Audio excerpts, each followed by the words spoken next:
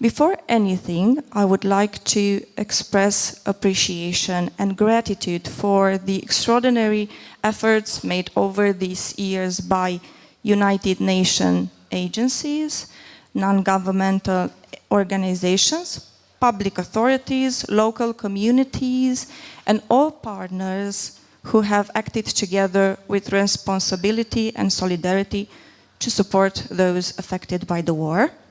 These years have shaken regional stability more deeply than we could have anticipated. Millions of people have been forced to flee to save their lives. Families have been separated, sometimes forever. Initiatives like this show that solidarity becomes truly transformative when it creates not only safety, but also perspective. The response to humanitarian crisis, however, remains a dynamic process that must continuously adapt to social realities, community needs, and the evolving regional context. And Romania remains firmly committed to supporting those affected by the war and to contributing to regional stability and European security. Today marks 4 years since war brutally entered the lives of Ukrainians. And words like shelter, humanitarian corridor, and refugee became part of Europe's daily vocabulary. Families who have never met before suddenly share the same house. As someone mentioned jokingly that time, Romania suddenly became a country with few million extra relatives. And while it's a joke, I think it's captured the reality quite well. Romanians behaved as if those fleeing the war were part of our extended family. Today, in this center, we see another face of solidarity, which is less dramatic than 4 years ago, less present in breaking news, but absolutely crucial. And I will insist on that. It's the face of continuity. Refugees or temporarily displaced persons are not just cases or numbers. They are people trying their best to rebuild their lives one step at a time.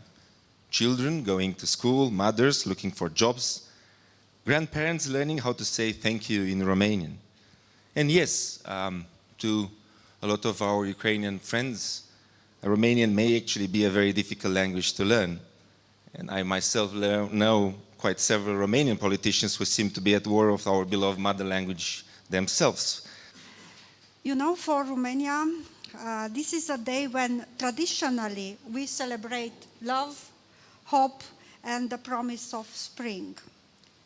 4 years ago, this day, as I said, traditionally dedicated to love and human connections, mark the beginning of one of the bloodiest chapters in modern European history.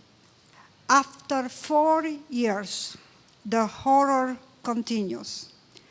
Russia's war crimes, its crimes against humanity continue, making Russia the most serious threat to the security of our region, to the security of our continent as a whole, and ultimately to our way of life, to the values and the foundation of our societies. Ukraine has paid and continues to pay an immense price, not only for its freedom, but for the peace and security of our continent. Solidarity is the key to human resilience, and it is the reason why Ukraine and its long-enduring people will prevail. We are still commemorating a running war going on with aggression, and as Luminica said, a war that is causing a lot of suffering and a lot of death. We still hope that next year, the 24th of February, we will still be commemorating a past war, but we don't know if this will happen. But even if the wars stop, the suffering continues in the memories of those who lost their beloved, in the memories of those who lost their lives the way they knew them, and who are suffering because of their new situation, which was imposed on them by an aggressor. So let's hope that this commemoration of a war going on will be the last one, and that the next one we will be just talking about a war that passed, and we will be talking about how we will build back Ukraine together with Ukrainians. 2025 was the deadliest year for civilians in Ukraine, and it brought the harshest winter yet, with daily attacks on energy infrastructure. In this context, Ukrainian citizens continue to seek safety in Romania.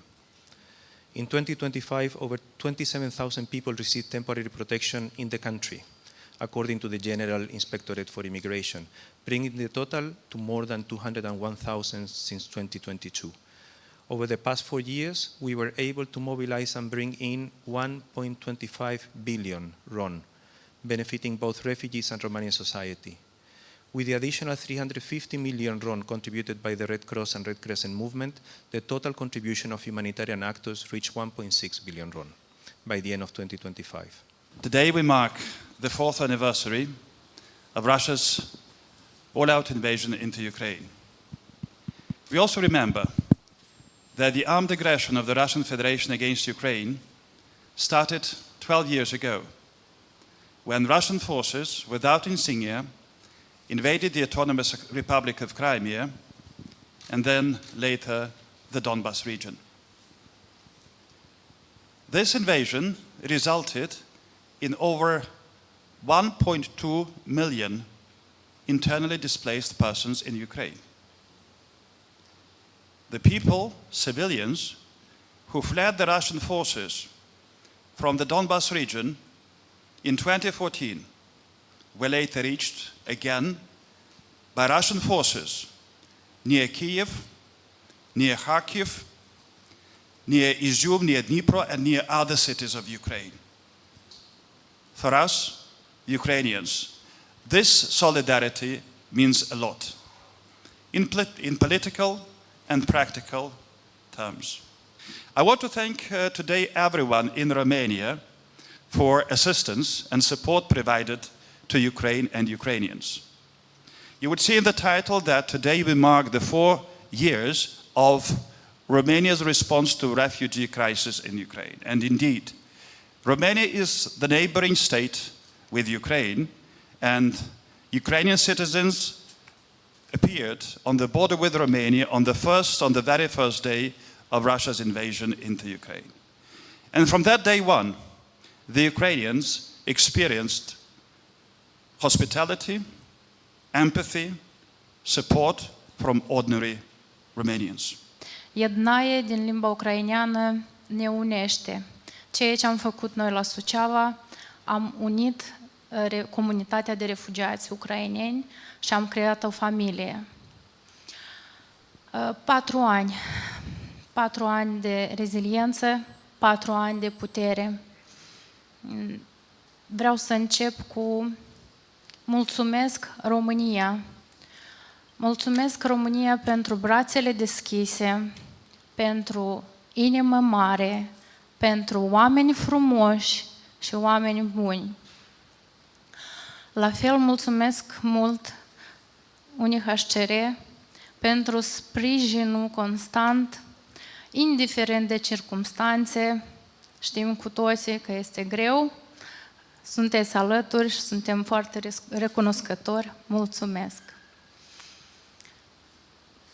Suntem mândri să facem și noi parte din Refugee Response Plan, ceea ce ne unește și este important să fim alături, să știm unul despre altul, mai ales acum, că au trecut 4 ani, noi în Suceava am rămas unica organizație care sprijină refugiații ucraineni și este pentru noi o responsabilitate și mai mare, fiindcă Jednaje a devenit casa refugiaților ucraineni. Este locul unde ei își găsesc o vorbă bună, își găsesc sprijin, o îndrumare.